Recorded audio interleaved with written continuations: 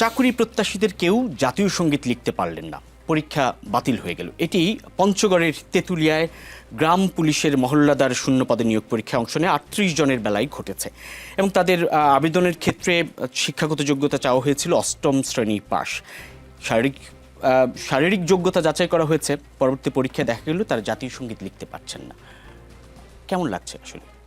আসলে এটি দুঃখজনক, তবে একটা জিনিস আপনার বাস্তবতা স্বীকার করতে হবে। বাংলাদেশে 8ম শ্রেণী পাস বলতে যাদেরকে বোঝানো হয় তারা আসলে অনেক ক্ষেত্রে নিরক্ষরেই বা নাম দস্তখত পারে এরকম।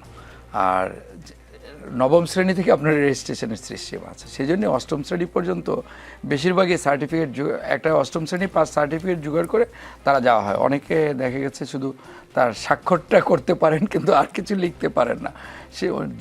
যারা লিখতে পারেন না তাদের ক্ষেত্রে এই বিষয়টি ঘটেছে বলে আমার বিশ্বাস। তারা হয়তো জাতীয় সঙ্গীত পারেন কিন্তু লিখতে পারেন না, বলতে পারেন মুখে কিন্তু লিখতে পারেন না। সারতু সাহেব, প্রাথমিকের প্রথম পর্যায়ে থেকে জাতীয় সঙ্গীতটা থাকে পাঠ্য বইয়ে, অ্যাসেম্বলি হয় প্রাইমারি থেকে হাই স্কুল পর্যন্ত।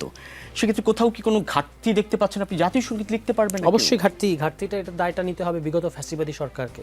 তারা এগুলো নিয়ে এত বাড়াবাড়ি করেছে এবং এখন এসে বোঝা যাচ্ছে যে আসলে এগুলো মানুষের মানে সমাজের সর্বস্তরের বিভিন্ন বয়সী যে তরুণ আছে তাদের মধ্যে তারা এই ব্যাপারগুলো ঢোকাতে পারে নাই। আপনি যখন একটা জিনিসকে চাপিয়ে দিতে চাইবেন এবং এটাকে আপনার শাসনের একটা টুল হিসেবে ব্যবহার করবেন, তখন মানুষ কিন্তু এগুলো থেকে বিমুখ হতে চাইবে।